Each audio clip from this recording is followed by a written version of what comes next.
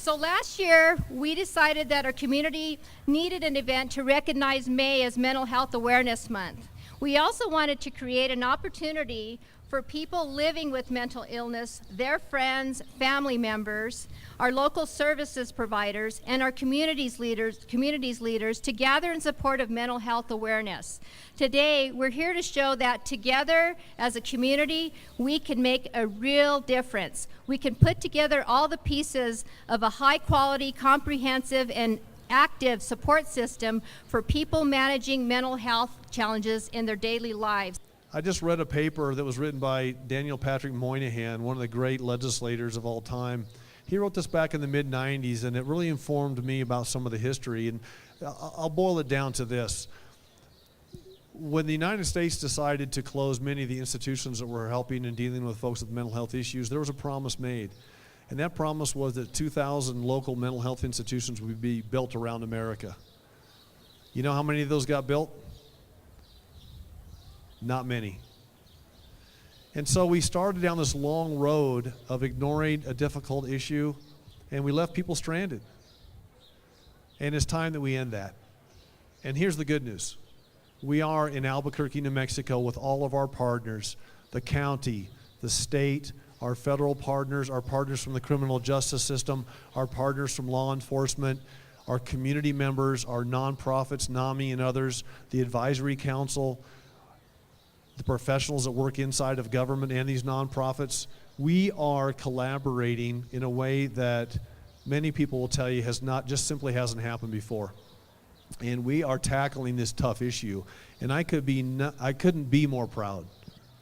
Over the past decade, we have seen many of the changes to the behavioral health system in New Mexico.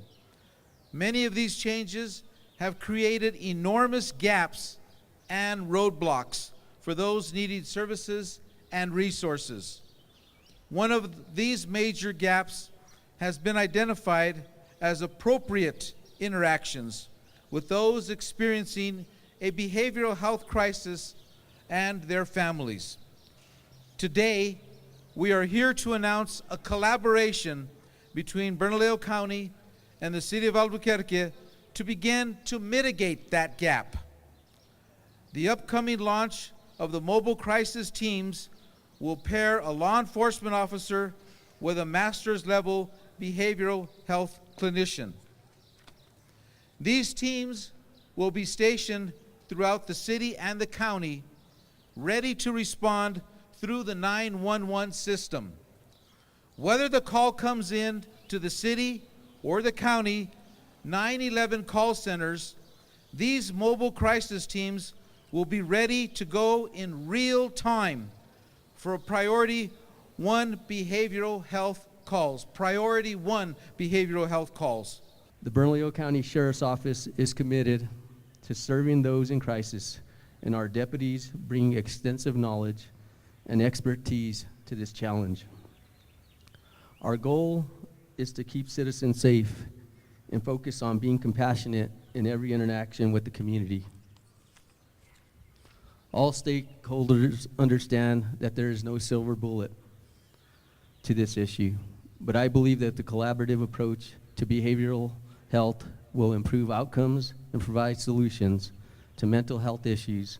We started this journey probably 4 or 5 years ago when behavioral health became an issue that kind of rose to the top of our awareness as a community.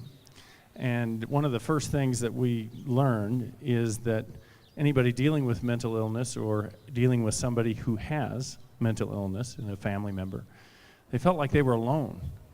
I remember an officer stating to us the first time our son injured my husband that this is the kind of kid that kills his parents. I have great hope that the crisis intervention teams, which are also called mobile crisis teams, can make a difference in these kind of circumstances. Every officer on the force has received at least 40 hours of behavioral health training. Thank you, Betty Whiten. It was a labor of love. Soon they will be collaborating with behavioral health workers of master's level that are being hired with your gross receipts tax dollars as part of the Albuquerque Bernalillo County Government Commission, I should just say Metro Behavioral Health Services.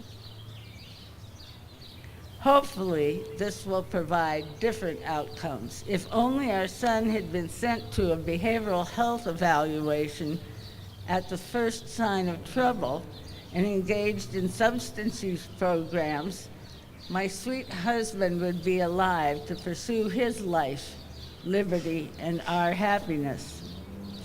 I am one of the few surviving representatives of a group of individuals who has had their civil rights ultimately denied. Society, in the name of civil liberties, allows unstable individuals to refuse evaluation. There is such a fine line here. Family are often the first to realize the changes in individuals and the dangers they pose to themselves and others. I speak up for the rights of the concerned, worried, and scared. I hope to see that we may come to potentially life-saving interventions as an evaluation being pursued rather than having it condemned as infringement of civil liberties. We need a more equitable solution, and thank you for helping us. All of us know someone. All of us know someone who's suffering from some form of mental health behavior, or we know someone that's been in a mental health crisis. And all we want for them is their absolute best. That's all we want. We want them to live good and fruitful lives. We want them to be a part of our community. We want them to hold down jobs. We want them desperately to receive the care that they desperately need. And this is a solution.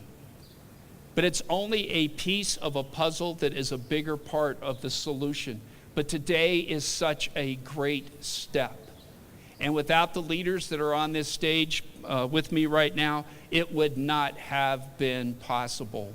So we need to thank each and every one of them.